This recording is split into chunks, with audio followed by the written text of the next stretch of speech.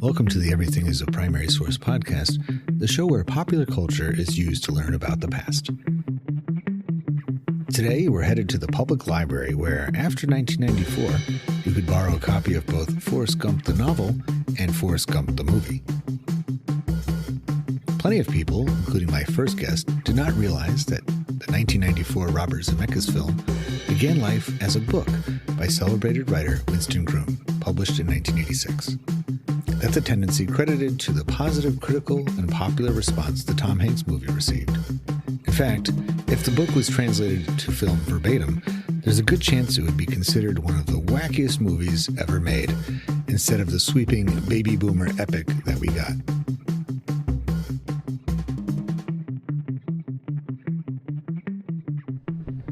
All right, so we are at Prescott Park, and Little Shop of Horrors is going to get started, and you have a role in Little Shop production, right? Yeah, I'm the assistant stage manager. Awesome. So Sidge is here, and we have a few minutes to talk about, you selected one of my favorite, the reason why it's all crumpled up and beaten up like that is because that's one of my favorite books. I've read it probably 10 times in my life. It's Forrest Gump.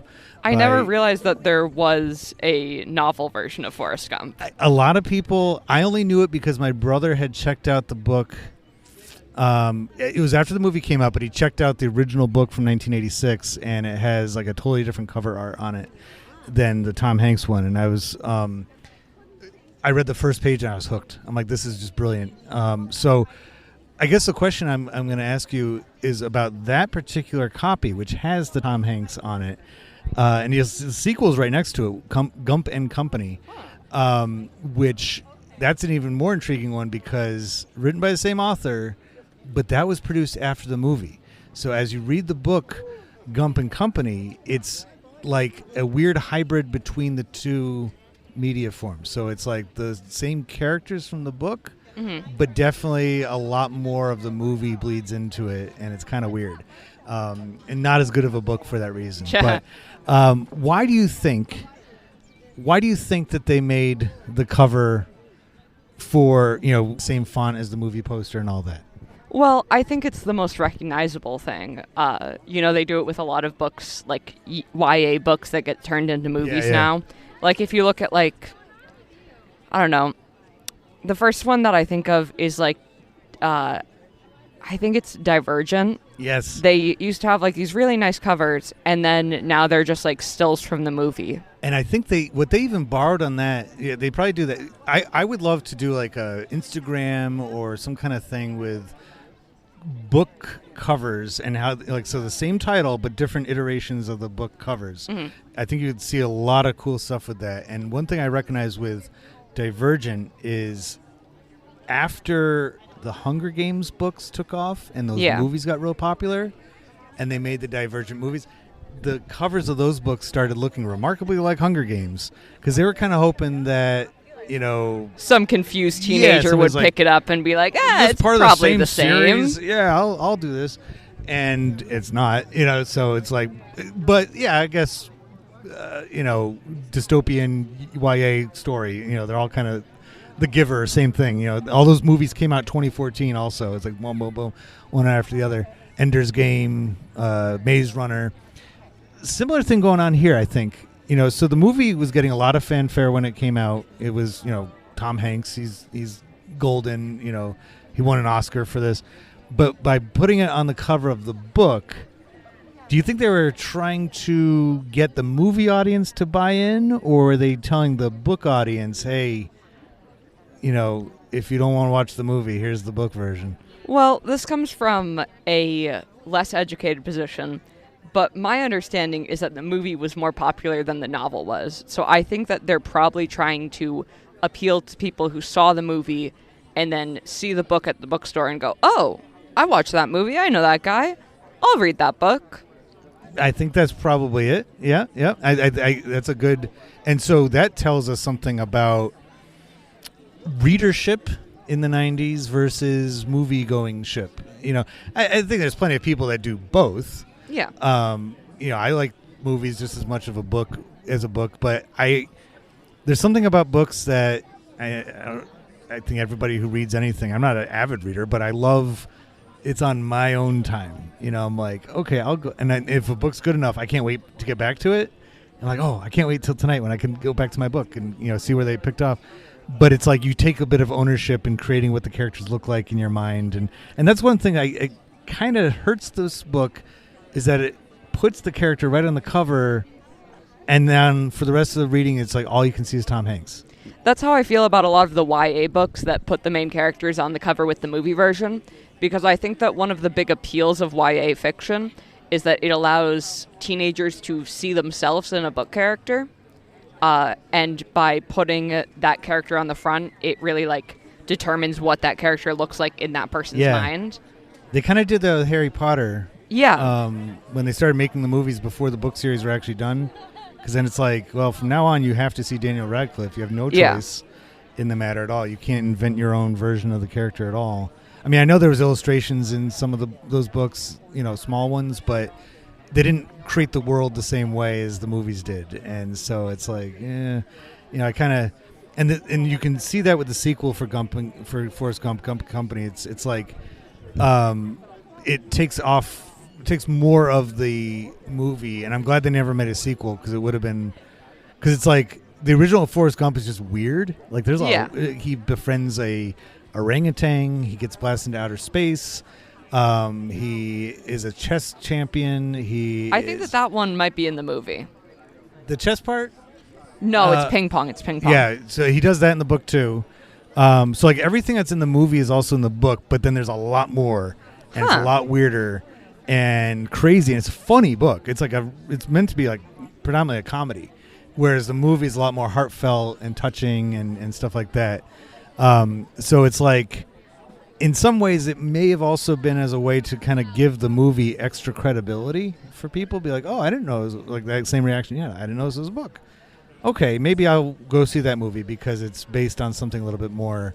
I found out recently two things kind of cool before we end this, is that first is the Vietnam scenes in the movie were filmed across the street from where his childhood home in Alabama was filmed. Wow. Like in the same, I think it was somewhere in South Carolina, they filmed both sequences because there's like perfect locations for both. And the second one is that the movie produced the character of Lieutenant Dan, who loses his legs, became a symbol for disabled veterans. And Gary Sinise has, since Forrest Gump, the guy who played Lieutenant Dan, has since become a vocal advocate for disabled veterans and entertains them. He has a Lieutenant Dan band. One of my favorite documentaries is about the Bonus Army March. It was narrated by him, and because a lot of them wrote to him and saying how they feel he depicts that character so well, so relatable and understandable, and a lot of people don't understand what it's like to be a war veteran who's lost limbs or has otherwise been hurt. So I think Winston Groom was a Vietnam vet himself, so that's why he writes so well about the experience. And I think he passed away a few years ago, so I think he would be very happy to know that his book, even if the movie didn't translate exactly, still does a lot of good. Well, and now I have two books that I'm very excited to read. You need to read them, definitely. Forrest Gump and Gump and Company. Thanks for stopping by. Thank you. Have a great show. You too.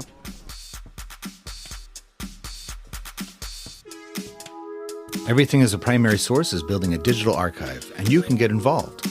Perhaps you would like to add to this conversation, or start a new one about history through pop culture. Go to everything-history.com to learn about the Everything is a Primary Source project and how you can take part in this exciting, new educational resource.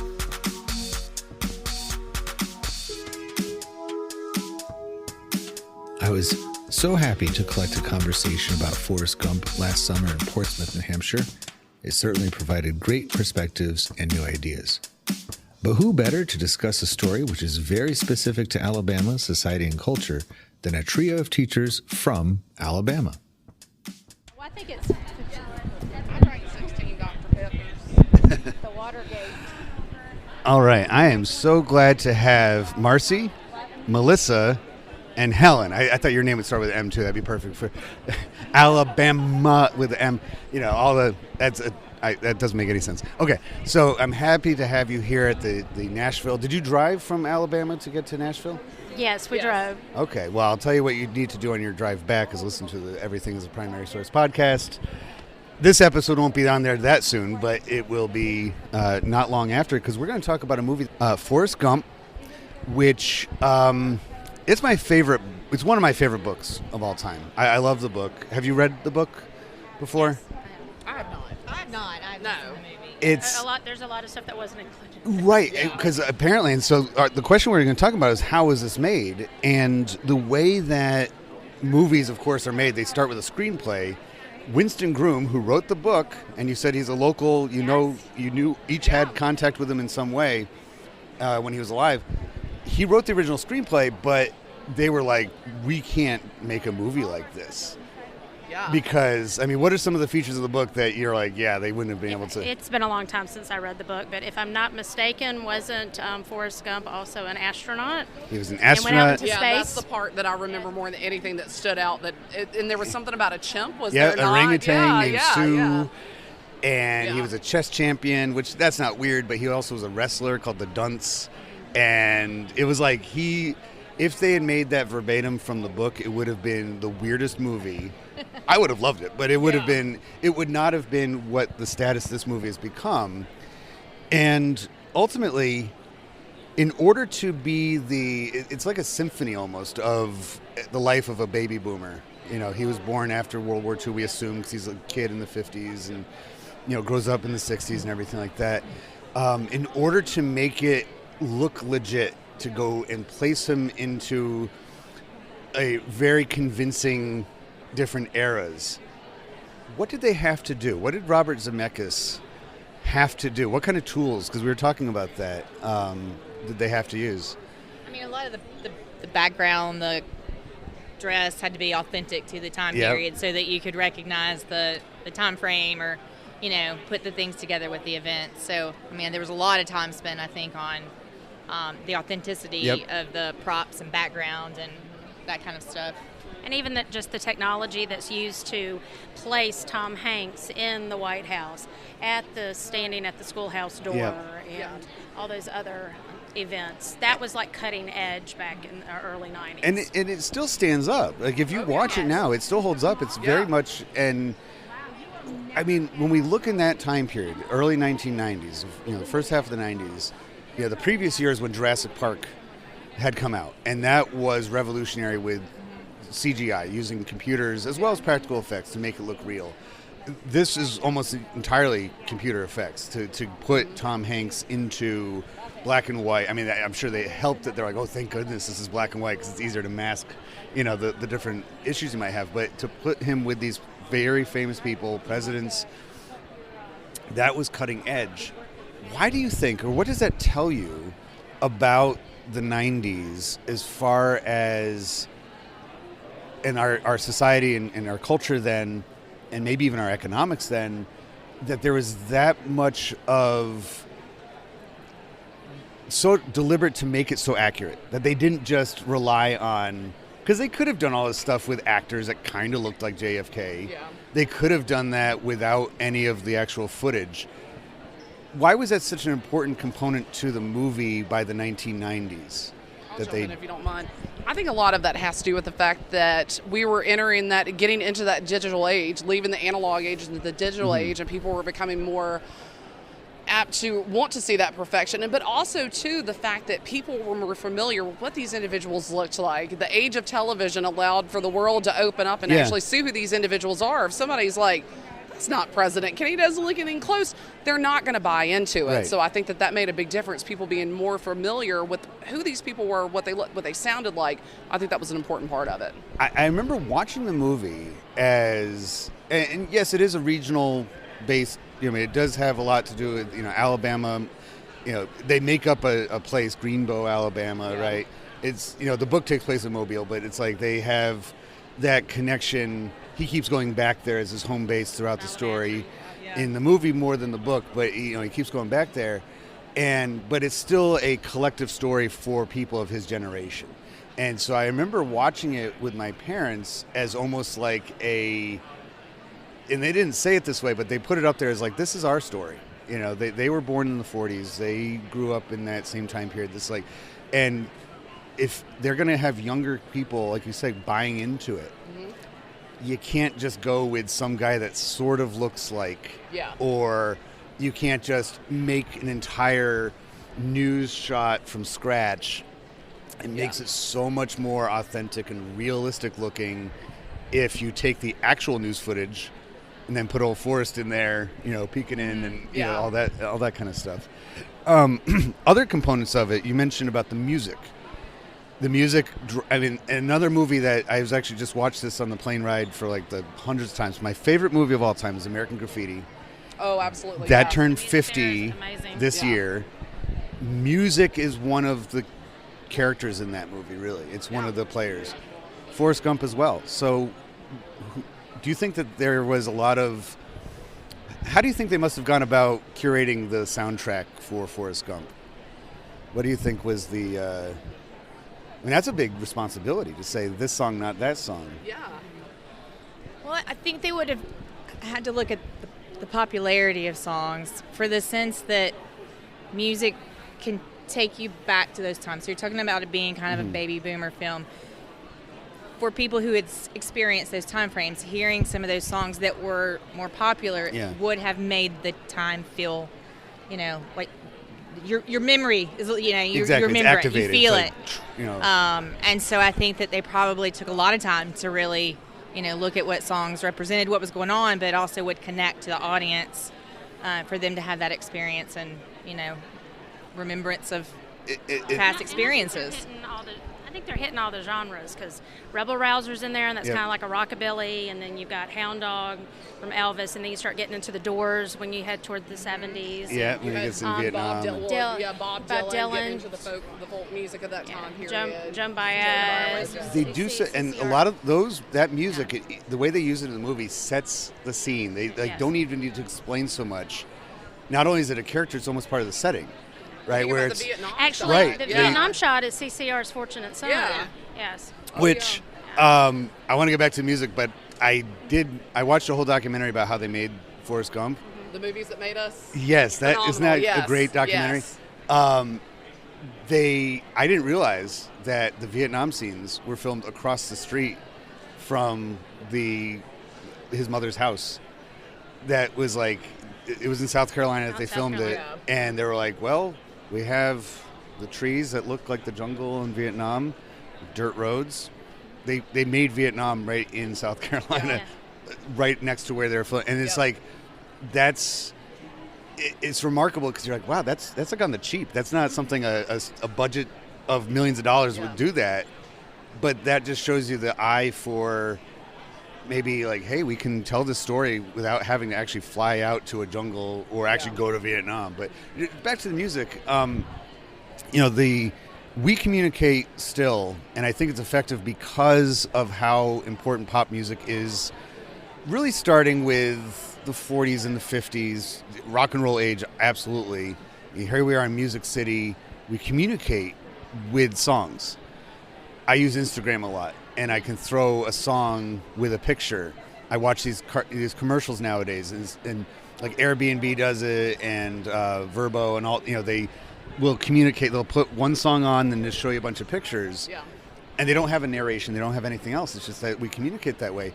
I think about that with Forrest Gump, like the scene where he goes to see Jenny when she's performing at the Gentleman's Club, and they play Tommy James and the Shondells, Hanky Panky. As soon as the scene starts, you're like, I know what we're getting into here, you know? I mean, he kind of alluded to it by looking at her in Playboy before that, but it was like, okay, you know, it sets the scene. And then when, you know, they play CCR as they're bearing down on landing in Vietnam, you can just feel the tension. It's like, and that song is about Vietnam, and so it's like, they picked it so well. Is there any other components of Forrest Gump under the how it was made that you think, had they not done it, it would not have been the same movie? Maybe the storytelling aspect, while he's sitting on the bench waiting to go see Jenny. Yeah. And it's all the different people. It's flashbacky. Yeah. I guess, and he's just telling his story. Yeah.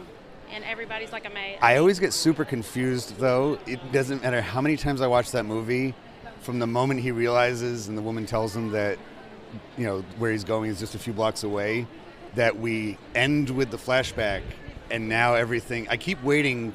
There's still like another half hour of the movie left after that. I keep waiting for him to like go back at the bench.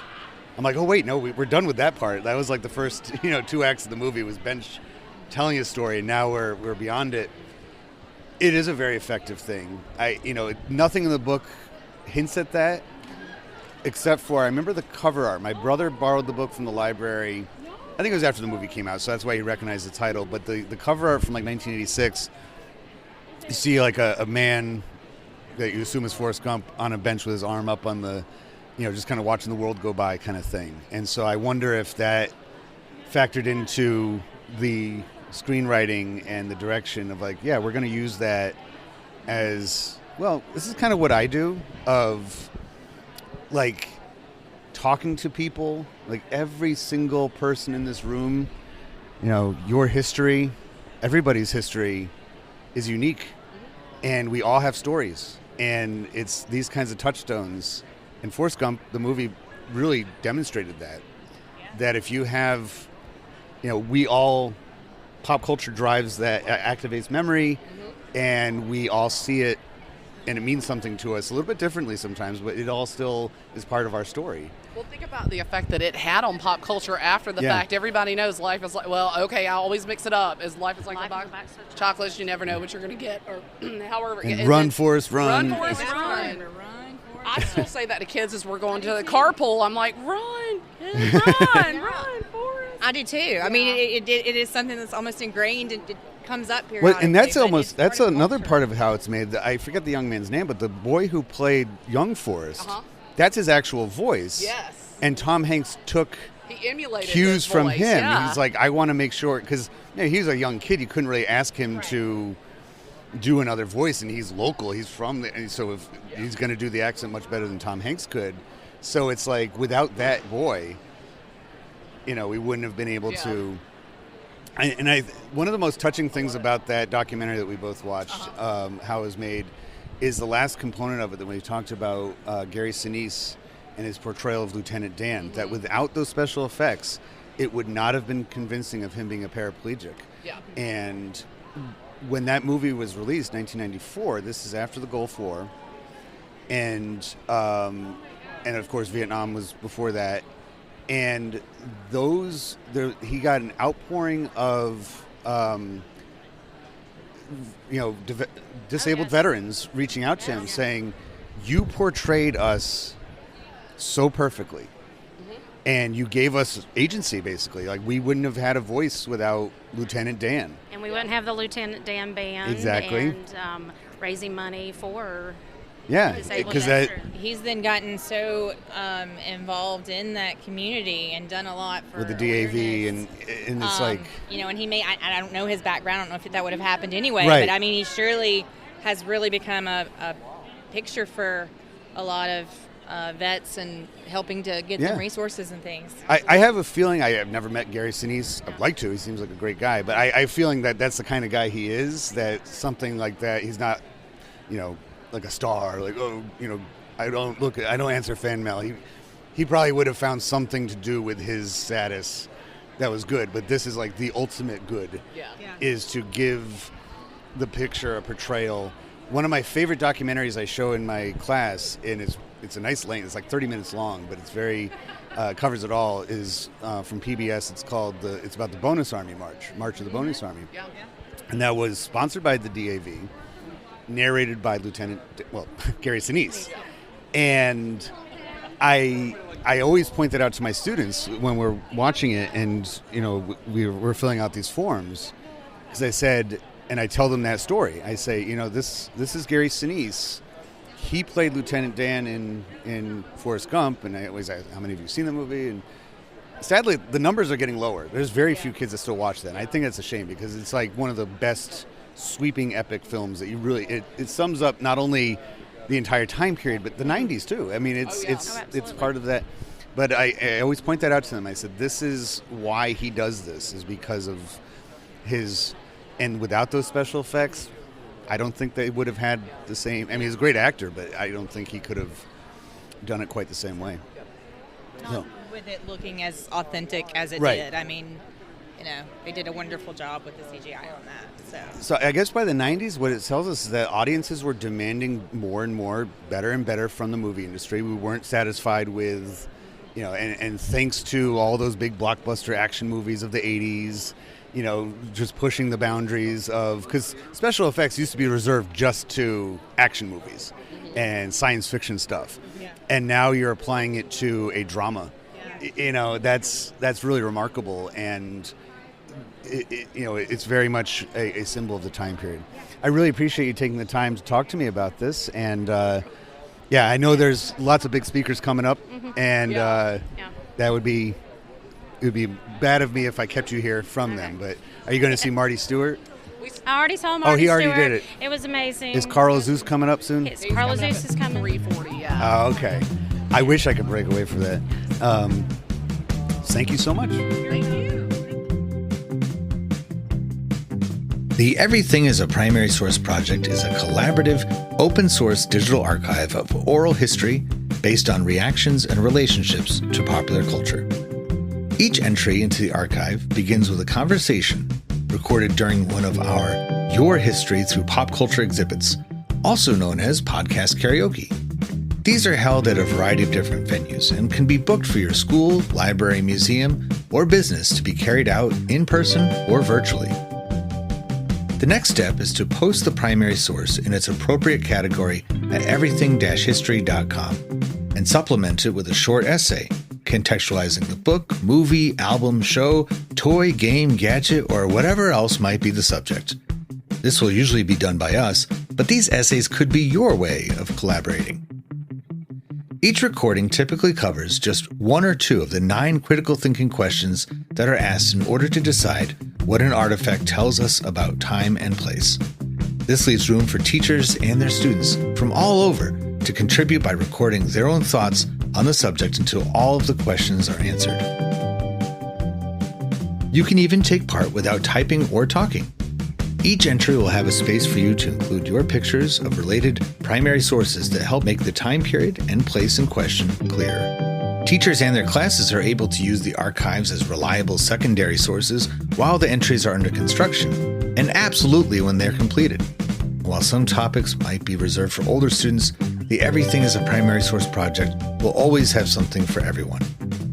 The Everything is a Primary Source project promotes history, media, and digital literacies, cultural appreciation, and collaboration between people of different ages, geography, and backgrounds. Ultimately, it demonstrates how fun it is to learn about history through pop culture. Start your collaborative journey today at everything-history.com.